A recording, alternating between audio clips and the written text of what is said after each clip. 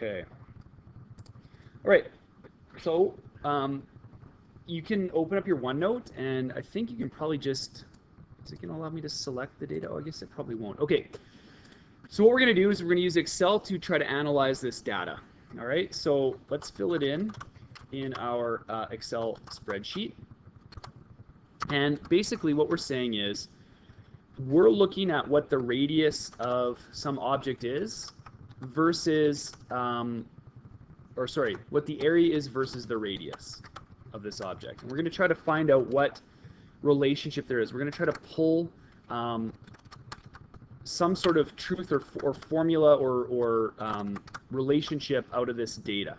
And that's what we spend a lot of time in physics doing. Trying to see how one variable in nature relates to another. Okay? So that's like a classic thing that experimental scientists do. They try to find these patterns or laws of nature, okay? Or laws of mathematics, as the case may be. So once you have your data in there, we're going to want to, first of all, make it look a little bit more nicer, a little nicer. So you go format cells, and you can fire a border around there. And I'll slow down in a minute here, but I'll just get mine looking how I want, and then I'll oh, okay, hang on one sec. Let's fix that. Okay, so I just spent a minute or two there with the camera pause just to let's make this look a little nicer. If we're presenting data, we want to make it look good. So you can just highlight the cells that you want to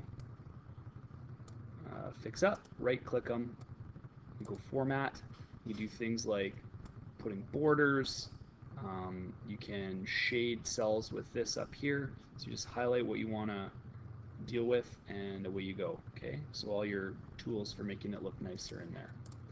And once you have that, we'll continue. Okay, once you got your data in columns, kind of basically exactly like you would chart this out on with a pen and paper, what you want to do is you want to highlight where your data lives. It's going to recognize this as your independent variable. You can change all this later if you want. Your data does not have to be side by side. But if it is, it just makes it much faster and easier. You don't have to go into any settings. Okay, and then you want to go to Insert. And you want to insert a chart, and you want a scatter plot. A scatter plot is going to mark pairs, right? X versus Y, X versus Y, and so on. And we want one with no line put in there yet. Okay, and then you can just drag it to a nice size to work with. And you can jump up here and very quickly do a quick format of however you want it to kind of look. Probably that's okay. And you're going to want to add titles. So you want axes to be named, all right? So what we have here is we have our independent area, or our independent variable versus our dependent variable. Sorry, our dependent variable versus our independent variable. So y versus x. So on the y-axis, we have area versus radius. So clearly we're talking about a circle, okay? On this axis here, and I'll give you a chance to do this. I'm just doing it fairly quick, and then I'll pause, okay? On your y-axis, you have area, and you want to always include what units it is, and that's meters squared.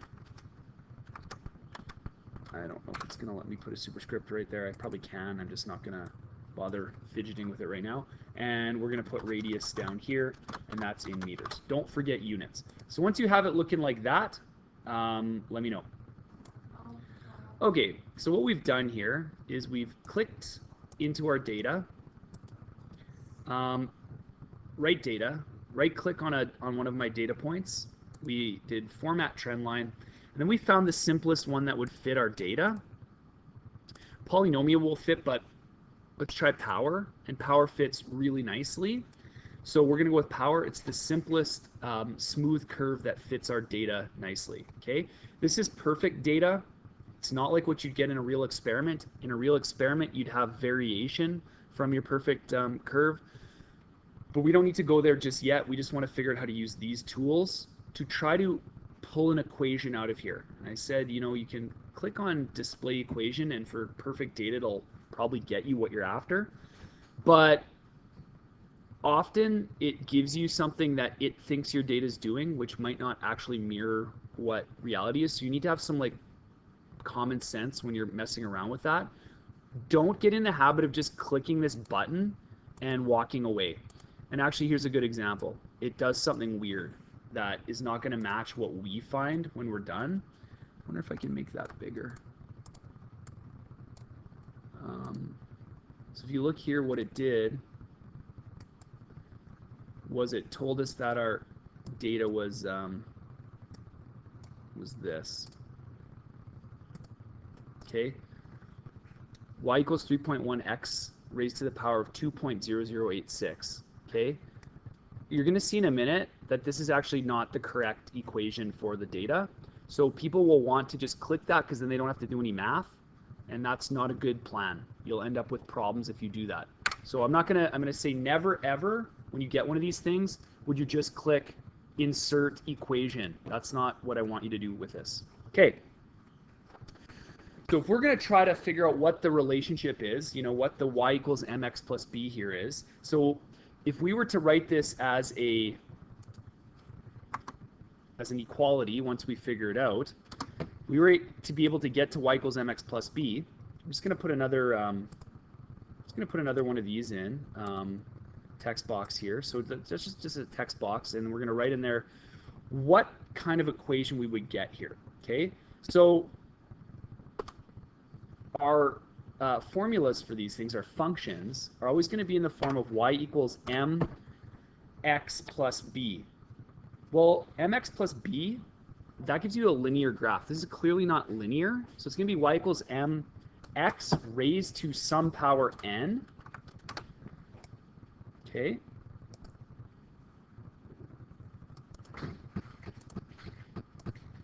I'll make this bigger in just a second so you can see it better. Oop. Weird, hey? You can't use the word command or the keyboard commands to superscript and unsuperscript.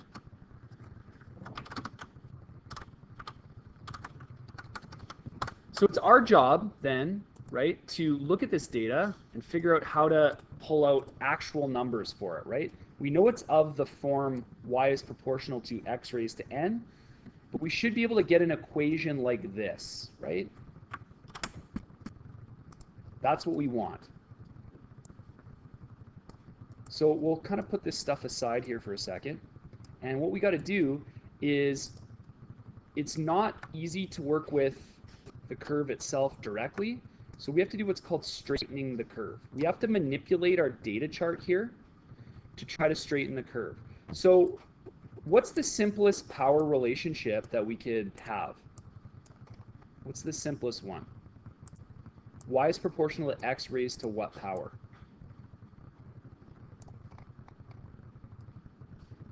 2, right? It's not going to be raised to 1, it's going to be raised to 2. That's how you would get a curve like this, right? Or 3 or 4 or 5, but the simplest one is 2. So what this means, right, is essentially whatever value we have in here, we're doing some kind of squaring or cubing to it to come up with the number over here. All right, so we're taking the raw data here and we're putting it up to some exponent and getting a y value from it, right? So in order to try to see if it's indeed a squared value, we're going to copy our chart down to here, but we're going to change the x values. We're going to manipulate these. So what we're going to do is we're going to try squaring. That's too big. I don't like that. We're going to try squaring our x values first. So this is going to be, radius is going to be radius squared versus area squared. And we're going to see if that allows us to straighten our data. Okay, so we'll superscript that. So these are clearly not the squared values. And the nice thing about Excel is you can use little formulas to help you out with this. All right? So I'm going to teach you something new here. We're going to type in an equal sign. That tells Excel that we're going to do some sort of operation on this cell. What we want to do is we want to put the square of whatever was in this cell in this cell. Okay? So we're going to click 0.6. We're going to put the little hat and we're going to square it and hit enter. And what it's going to do is it's going to give me the squared value of whatever was in this cell here. Okay? So again, if you look right here, equal sign, type the cell that you want to deal with. So we want to take what's in A3, right? So you see A3 right there. Hat means square, or hat 2 means square. Okay? So try that. So again, equals, and it'll allow you to just click whichever cell you want to put on, or you can type A3 in there, okay? And we want to hat it, and we want to put a 2. Okay, so that's the square. 0.6 squared is 0.36. Now we want to repeat the whole thing down, but we don't have to retype it every time. So we can just put it in the cell we want, hold shift, and click down to highlight. And then there's a fill down command. You can look for fill down in here somewhere, I'm not sure where it is, or you can just hit Control and D. And that's going to repeat your formula, but it's going to increment your cells for you automatically. So this operates on A3, this operates on A4, A5, A6, A7, so you can really quickly square all the values that you needed to square. So I'm just going to pause for a second and let people catch up. Yes. Okay, so once you've got that all squared, by the way, I mean, you don't have to use Excel's formulas. It just makes your life a heck of a lot easier. You could take your calculator out and square each of these values and pop them in here if you wanted. I just don't know why you would ever do that when there's built-in commands that make your life so much easier. Now what we want to do is we want to graph this and see if our operation has straightened our data. Okay, so we're going to go Insert. Again, same thing, scatter plot. We want one without any connections to it. And boom, look at that. It certainly did straighten our data. So now we know that we had a squared relationship. Okay? We know we had a squared relationship. And what we're going to do here is we're going to click on there, and we're going to throw in a trend line. And perfect, it's a linear trend line. And at this point, you have some options. Okay? I would say, personally, your best bet is to now look at this and find the equation that that you have for your data right now. Look at it, it's perfectly straight. You don't need Excel to like tell you what this is. You can figure it out on your own, right? Every data point lies on that line. So your first task then is to find the slope of what we have here. Okay, so find the slope. Drop in your, your rise and your run.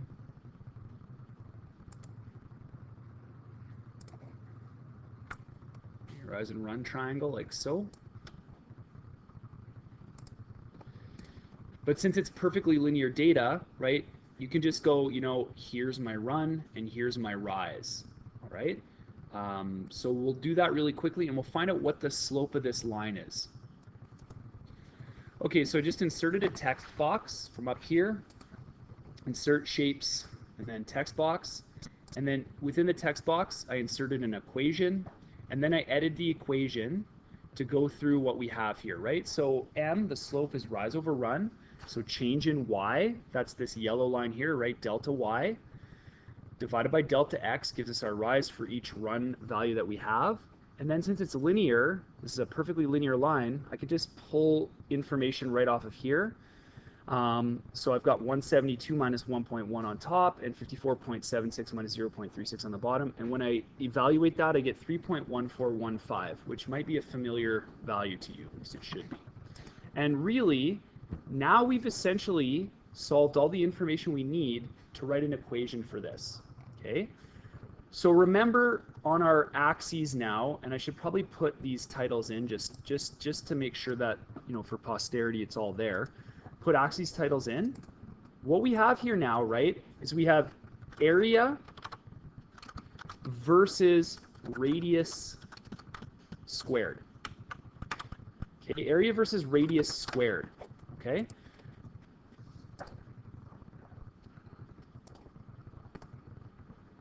Area versus radius squared. So now, if we want to write the equation, we have everything we need. There's no b value. The intercept here, the y-intercept is 0. Okay?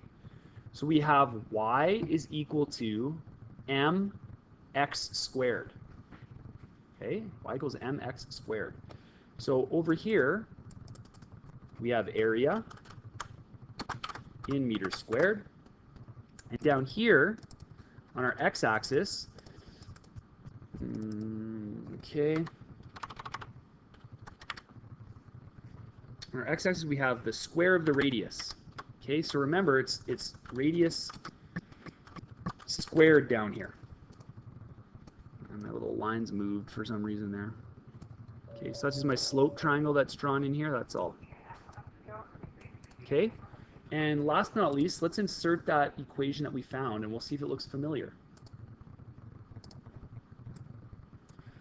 So in terms of just generalities, we have y equals 3.1415 times x squared. That's not good enough because those values actually have to relate to what we're looking at. Okay, so in math class, you're probably done, right? Because it's just going to be generic values. But in here, it's not just generic values, right? You actually have to like say what y and x are. It's not just general. It's important to like indicate what these things mean. So what we'll do is we'll write our equation properly as y, so y is area, A equals 3.1415 times radius squared.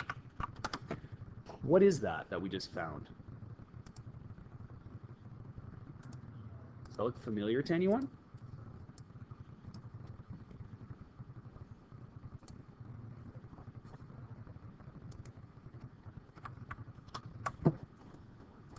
What's 3.1415? Pi. What's A equals pi r squared? It's an equation for a circle, right? So we don't derive things like the area of a circle from experiment, but you could, right? You could verify, or you could look for, you know, some pattern in nature, and if you gather enough data about it, you could make mathematical inferences about what's going on. Now, real life data, it's not going to be this clean. It's going to be dirty a little bit. There's going to be some like uncertainty attached to all your measurements. I've given you data that fits perfectly. In fact, I probably generated it in reverse. Okay, but this just gives you kind of like the overview of a way a scientist might go about trying to find a relationship or a law in nature. Okay, looking from example and from experimentation, and then trying to work out what the data is actually saying to you. Okay, so we're gonna pause there. Okay, next step, once we're done this, is we want to see if our formula that we've predicted actually fits our original data. So that's for next class. We're going to use this great site called Desmos to do that. And we're going to use the graphing calculator. And what we'll do is we're going to put our table in, and then we're going to put our formula in right after, and we're going to see if the data generated by the formula, the function, hits the data points that we had from our experiment. Okay, and that's it for today. We'll finish that up next.